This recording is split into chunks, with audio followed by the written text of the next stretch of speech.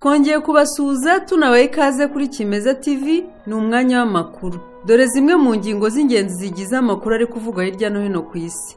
Tuyatangiriye mu Rwanda, aho Perezida Kagame yahinduriye imirimo ba Major General Alex na Andrew Kagame. Abantu 26 bakize Marburg. Umuyobozi wa televiziyo y'u Rwanda yeguye nyuma y'igihe agaragaza imyitwarire mibi. Amakuru avugwa hanze y'u Rwanda, muri Repubulika ya Demokarasi ya Kongo, ikirunga cya Nyamuragira kiri kuruka.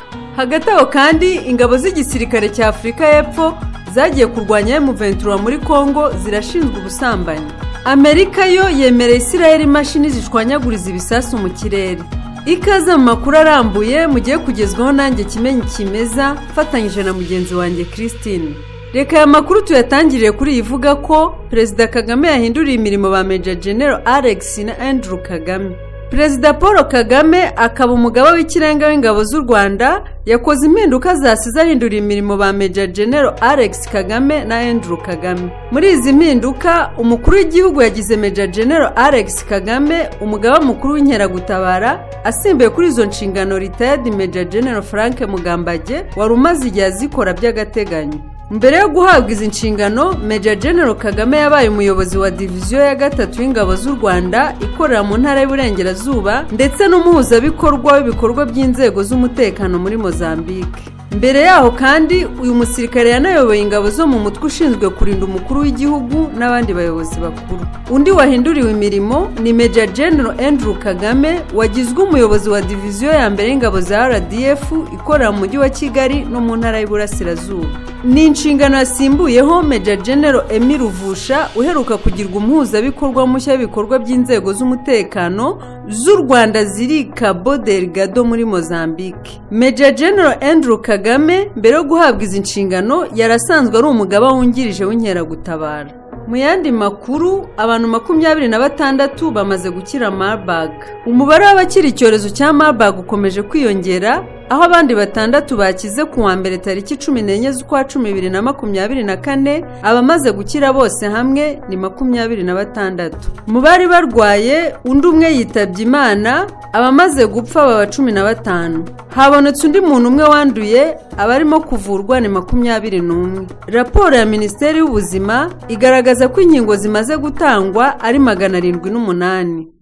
Dukomeje n'amakuru yacu, Minisitiri w'Ububanyi n'Amahanga ndetse n'Ubutwererane Ambasaderi Olivier Nduhungirehe yatangaje ko hari icyizere gike cy'uko Repubulika Iharanira Demokarasi ya Kongo izashyira mu bikorwa gahunda yo gusenya umutwe wa FDLR yiyemeje. Nduhungirehe yabitangaje mu kiganiro yagiranye na RBA. Ni ikiganiro cyabaye nyuma y'iminsi mike i Rwanda muri Angola habereye inama ya 5 y'abaminisitiri b'Ububanyi n'Amahanga b'u Rwanda. Repubulika Iharanira Demokarasi ya Kongo na Angola yigaga ku kibazo cy'umutekano wo mu burasirazuba bwa Kongo. Iyi nama yasize kera kabaye u Rwanda na Repubulika Iharanira Demokarasi ya Kongo byemeje gahunda yo gusenya umutwe wa FDLR yari imaze igihe yarateguwe n'abakuriye ubutasi bw'u Rwanda, Angola na Repubulika Iharanira Demokarasi ya Kongo.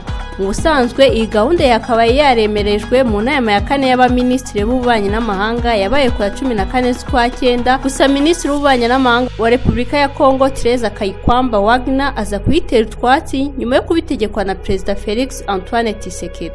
FDLR leta ya Kongo yemeye ko izasenya isanzwe ifatanya n'ingabo zayo mu ntambara zimaze imyaka ikabaka 3 ihanganyemo n'inyeshyamba zo mu mutwe wa M23. Raporo y'impuguke za Loni yasohotse mu kwa 6 uyu mwaka kandi ishimangira imikoranire hagati y'uyu mutwe. U Rwanda ruvuga ko ugambiriye kurungabanyiriza umutekano na bamwe mu basirikare bo mu ngabo za Repubulika Iharanira Demokarasi ya Kongo, by'umwihariko General Major Peter Nkuba Chirimwami usanzwe ari guverineri w'intara ya Kivu y'Amajyaruguru. Minisitiri Nduhungirehe ubwo yabazwaga niba hari icyizere cy'uko Repubulika Iharanira Demokarasi ya Kongo izemera gushyira mu bikorwa gahunda yo gusenya uriya mutwe nk'uko yabyiyemeje, yavuze ko icyizere gihari ari gike cyane. Ati nakubwiza ukuri ko icyizere ari gike, ariko kuba ari gikeya ntibivuze ko nta kizakorwa. Rwose twakishima ari uko tubonye Kongo na FARDC batunyomoza bakagira igikorwa, ariko ubu ngubu icyizere ni gike kubera ko tuzi neza ibyakozwe mu bihe bishize n'imikoranire yabo. Kandi Nduhungirehe yunzemo ati ni ukuvuga ko ibyo bari basinye nyuma y'iminsi 3 rwose babijugunye bakabishyira ku ruhande,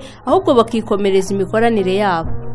Dukomeje n'amakuru yacu, urwego rw'igihugu rw'itangazamakuru RBA rwatangaje ko Munyangeyo Dieudonné Kennedy wayoboraga televiziyo y'u Rwanda yeguye ku mirimo ye nyuma y'igihe agaragaraho imyitwarire idahwitswe. RBA yemeje aya makuru biciye mu itangazo yanyujije ku mbuga nkoranyambaga zayo ku mugoroba kuri uyu wa mbere tariki ya 14. Iryo tangazo rivuga ko urwego rw'igihugu rw'itangazamakuru ruramenyesha abantu bose ko Munyangeyo Kennedy Dieudonné umuyobozi wa televiziyo y'u Rwanda yeguye ku nshingano ze. Iri yegura rikurikiye itahura ry'imyitwarire igayitse yagiye imuranga mu gihe cye. RBA ntiyigeze yishura amakosa Munyangeyo yaba yaragiye akora. Icyakora yirukanywe nyuma y'iminsi ine ikigo gishinzwe isuku n'isukura no gukwirakwiza amazi WASAC kimuciye amande ya miliyoni 1 nyuma yo gusanga yari amaze igihe akiba amazi. WASAC ibinyujije ku rubuga rwayo rwa X iheruka kandi gutangaza ko Munyangeyo yagombaga kwishyura fagitire y'amazi yakoreshejwe mbere yo gusubizwa serivisi. Umuyobozi mukuru wa sosiyete y'ubwishingizi y'u Rwanda Sonarwa General Insurance Louise Kinyangi Lulu hamwe n'uwari umucungamutungo wa hoteli Nobilis Aisha Amahoro bari mu maboko y'ubugenzacyaha kuva ku itariki ya 2 z'ukwa 10 aho bakurikiranyweho kunyereza arenga miliyoni 117 z'amafaranga y'u Rwanda. Umuvugizi w'urwego rw'igihugu rw'ubugenzacyaha RIB Dr Murangira Thierry yabwiye itangazamakuru ko aba bombi bakurikiranyweho kunyereza umutungo no gukoresha nabi umutungo ufitiye rubanda akamaro. Hoteli Nobilis nayo ikaba ari umwe mu mitungo ya Sonarwa. Kugeza ubu dosiye yabo yamaze kugezwa mu bushinjacyaha mu gihe iperereza rigikomeje. Naho mu karere ka Nyanza babiri batawe muri yombi bakekwaho uruhare mu rupfu rw'umukobwa w'umusekirite. Abantu babiri bari mu maboko y'ubutabera bakekwaho kwica umukobwa wakoraga akazi ko gucunga umutekano muri kimwe mu bigo by'umutekano mu mujyi wa Nyanza uherutse kwicwa bigakekwa ko yahotowe. Hari ku itariki 19 z'ukwa 9 2024 ubwo umurambo wa Nishimwe Louise w'imyaka 21 uvuka mu mudugudu wa Nyamiyaga mu kagari ka Gacu umurenge wa Rwabicuma wabonekaga mu ishyamba ari mu masaha y'igitondo. Nyuma y'iperereza ryakozwe amakuru avuga ko hafashwe abantu babiri barimo n'ukora akazi ko gutangaza amakuru mu mudugudu benshi bita abahwituzi wo mu mudugudu wa Kirwa. Amakuru akomeza avuga ko umwe mu bakekwa yafatanywe telefone ya nyakwigendera kuko nyakwigendera ubwo yicwaga yanambuye telefone yari afite bikavuga ko cyabaye kimwe mu bimenyetso biri gushingirwaho bibashinja. Umunyamabanga nshingwabikorwa w'umurenge wa Rwabicuma niwe Mani Makire yemeje iby'aya makuru. Yagize ati amakuru arambuye yatangazwa na RIB kuko niri gukurikirana iyi dosiye ntabwo nabonye umwanya wo kubasaba amakuru arambuye. Kugeza ubu abatawe muri yombi bafungiye kuri RIB ishami ryayo rya Busasamana mu karere ka Nyanza. Naho mu karere ka Musanze Hoteli Muhabura yafashwe n'inkongi y'umuriro. Iyo nkongi y'umuriro yibasiye Hoteli Muhabura mu masaha 4 z'ijoro ryo kuwa mbere tariki ya 14 z'ukwa 10 ngo yaba yahereye ahagenewe gutegurirwa amafunguro. Umuvugizi wa polisi y'u Rwanda mu ntara y'Amajyaruguru SP Jean Bosco Mwiseneza yemeje iby'iyi nkongi agira ati nibyo koko hari igice cyafashwe n'inkongi cy'iyo hoteli, ubutabazi bw'ibanze bujyanye no kuyizimya burimo burakorwa, ibindi birebana nayo turacyabikurikirana. Iyi hoteli yubatswe hafi y'ibiro by'akarere ka Musanze ifatwa nk'imwe mu zubatse izina hanini bishingiye ku kubiri mu zabimburiye izindi kubakwa mu mujyi wa Musanze kugeza ubikabiganwa n'abiganjemo abanyamahanga akenshi baba bagenzwa n'ibikorwa bishingiye ku bukerarugendo. Tukiri Musanze kandi umurambo w'umugabo watoraguwe mu rugo rw'uvugwaho gukora uburaya mu mudugudu wa Kabaya mu kagari ka Buramira mu murenge wa Kimonyo mu karere ka Musanze. Mu rugo rw'uwo bivugwaho gukora uburaya hasanzwe umurambo w'umugabo ukekwa ko yaragiye gusambana.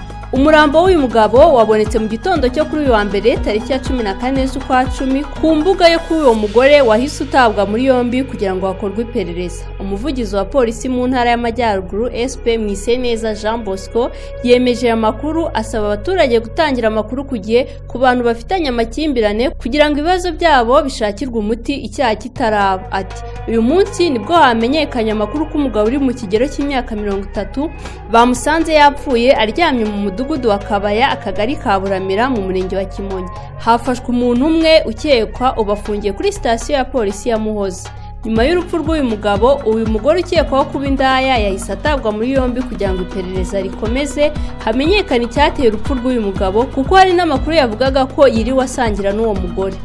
Hanze y'u Rwanda amakuru yacu tuyatangiye muri Repubulika Iharanira Demokarasi ya Kongo, aho ikirunga cya Nyamuragira kiri kuri ubu. Ikigo gishinzwe ubushakashatsi ku birebana n'ibirunga muri Repubulika Iharanira Demokarasi ya Kongo igitangaje ko kuva ku cyumweru gishize ikirunga cya Nyamuragira kiri kuri ubu. Umuyobozi ushinzwe ubumenyi muri icyo kigo Charles Baragizi wemeje aya makuru yavuze ko amashusho yafashwe na satelite yerekanye ibikoma byasohotse muri kiriya kirunga bitemba ku buryo byari bimaze kugera ku ntera y'ibirometero 7. Uyu yunzemo ko umuriro wagaragaye ku gasongero ka kiriya kirunga ari ingaruka z'iruka ryacyo. Tukiri muri Repubulika ya Demokarasi ya Kongo, ingabo za Afurika y'Epfo zoherejwe kuyifasha guhashya umutwe wa M23 ziravugwa mu myitwarire mibi iri mu businzi n'ubusambanyi bikabije. Iby'iyi myitwarire byamenyekanye nyuma y'ibaruwa y'inubira imyitwarire mibi iheruka kwandikirwa diviziyo ishinzwe ibikorwa bya ziriya ngabo ifite icyicaro gikuru i Pretoria, ndetse n'umuyobozi mukuru w'ingabo za Loni zoherejwe kugarura amahoro muri Kongo MONUSCO.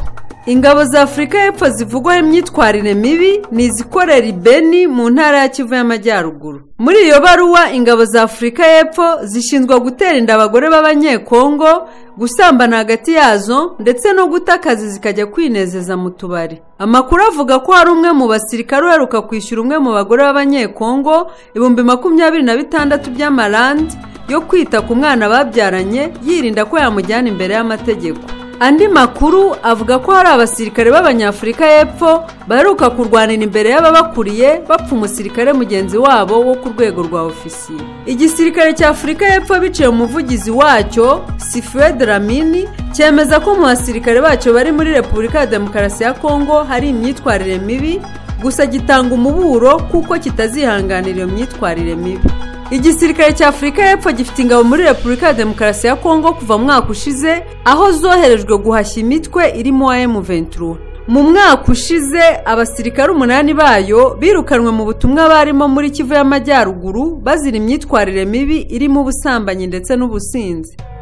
Dukomereze muri Leta Zunze Ubumwe za Amerika, aho zatangaje ko zigiye guha Israel inkunga z'ibikoresho bya gisirikare bikoreshwa mu bwirinzi bukumira za misile zishobora guterwa muri iki gihugu cyo mu burasirazuba bwo hagati ndetse n'abasirikare bo kubikoresha. Minisiteri y'Ingabo ya Amerika Pentagon yatangaje ko ibyo bikoresho ari ibizwi nka Determinal High Altitude Area Defense. Ni ibikorwa Washington igiye gukora mu gihe Iran iherutse kugaba ibitero muri Israel mu minsi ishize, hirindwa ko Tehran yakongera kubigaba bikaba byakwangiriza byinshi. Umuvugizi wa Pentagon yavuze ko iyoherezwa ry'ibyo bikoresho ryemejwe na Minisitiri w'Ingabo abibwijwe na Perezida Joe Biden. Yemeje ko ubwo bufasha buje mu kongerera ubushobozi Israel, by'umwihariko ingabo zayo zirwanira mu kirere mu kurinda ko igihugu cyagabwaho ibisasu bisa nk'ibiherutse kukigabwaho. Ati bigaragaza uburyo Amerika irajwe inshinga no kurinda Israel n'Abanyamerika bayo kugira ngo hatagirwaho ingaruka n'ibisasu Iran ishobora kongera kugaba. Nubwo ikomeje ibikorwa byo guhashya Hezbollah muri Libani kuva mu kwezi gushize, bivuga ko Israel iri gutegura gusubiza Iran yayigabyeho igitero ku ya mbere z'ukwa 10 2024. Ntabwo biramenyekana neza igihe ubwo bufasha buzagera muri Israel. Umwaka ushize nabwo Amerika yigeze kohereza bene ibyo bikoresho nyuma y'ibitero bya Hamas. Ni naha dusoreje amakuru yacu, mwakoze kubana natwe, mukomeze gukurikirana ibindi biganiro kuri Kimeza TV.